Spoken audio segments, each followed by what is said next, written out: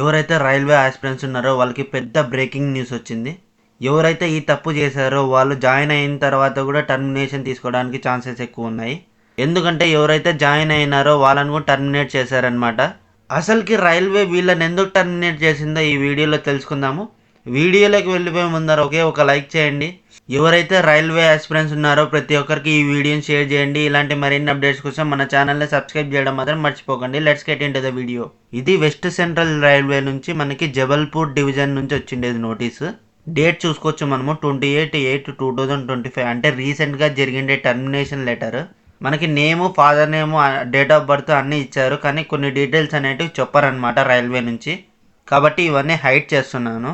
ఎవరైతే civil engineering డిపార్ట్మెంట్లో ఉన్నారో వాళ్ళు ట్రాక్ మెయింటైనర్ అంటే ఎవరో కాదు, గ్రూప్ డీలో సెలెక్ట్ అయ్యిండే వాళ్ళే అనమాట. డేట్ ఆఫ్ అపాయింట్మెంట్ వచ్చి 26/5/2023 అంటే 2019 నోటిఫికేషన్ అనమాట. ఇది 2019 నుంచి ఎవరైతే ప్రిపేర్ అయ్యి ఎగ్జామ్ రాసి జాయిన్ అయ్యింటారో వాళ్ళు జాయిన్ అయ్యిండేది 2023లో జాయిన్ అయినారు. వాళ్ళని రీసెంట్గా టర్మినేట్ చేశారు.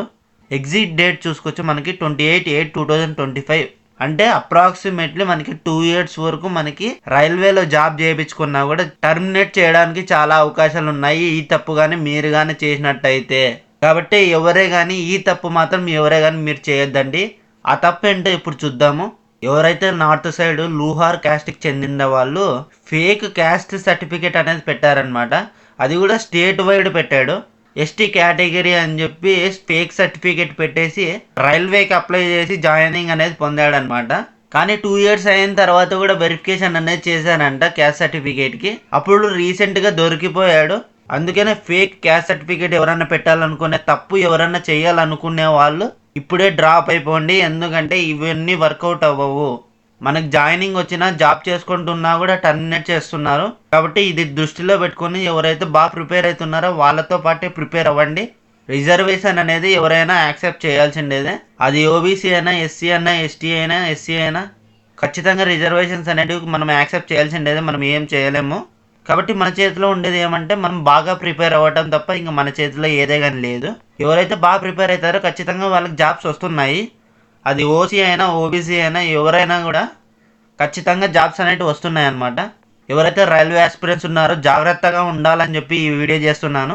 ఎవరైతే రైల్వేకి ప్రిపేర్ అవుతున్నారో ప్రతి ఒక్కరికి ఆల్ ద బెస్ట్. ఇంకా ఎవరైనా లైక్ చేయకుంటే ఒక లైక్ చేయండి. చాలామందికి అవేర్నెస్ అనేది పొందుతారు. ఇలాంటి మరిన్ని అప్డేట్స్ కోసం మన టెలిగ్రామ్ గ్రూప్లోకి వెళ్ళి జాయిన్ అయిపోండి. లింక్ అనేది డిస్క్రిప్షన్లో ప్రొవైడ్ చేశాను. ఈ తప్పు మీద మీ ఒపీనియన్ ఏంటో కమెంట్ రూపంలో తెలపండి. ఎవరైతే రైల్వే ఆస్పిరెంట్స్ ఉన్నారో ప్రతి ఒక్కరికి ఈ వీడియోని షేర్ చేయండి. ఇలాంటి మరిన్ని అప్డేట్స్ కోసం మన ఛానల్ని సబ్స్క్రైబ్ చేయడం మాత్రం మర్చిపోకండి. జై హింద్.